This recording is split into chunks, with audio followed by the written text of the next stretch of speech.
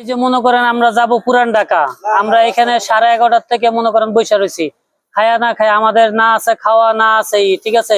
এই যে ছাত্ররা যে আন্দোলন করতে আছে, তো এটা আমাদের একটা ভোগান্তি, একটা কষ্ট, ঠিক আছে। আমরা এই কষ্টের কথা কার কাছে বলবো? আমাদের বলার কোনো জায়গা নাই, আমাদের কোনো স্কোপ নাই বলার জন্য। যে আমরা কখন যে এখান থেকে বেরাবো তারও কোনো নিশ্চয়তা পাচ্ছি না আমরা। এখন আমরা কি করব? আমরা কার কাছে বলবো এই সমস্ত কথা? আমাদের তো বলার কেউ নাই।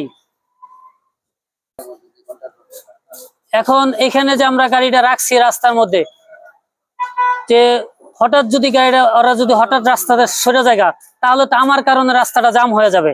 এই কারণে আমি মনে করেন এখানে বসে রয়েছি না খায়া, যে আমার কারণে যাতে আরেকটা বাইরে যাতে কষ্ট না হয়, ক্ষতি না হয়, আমি এই কারণে এখানে বসে রয়েছি গাড়ির সামনে।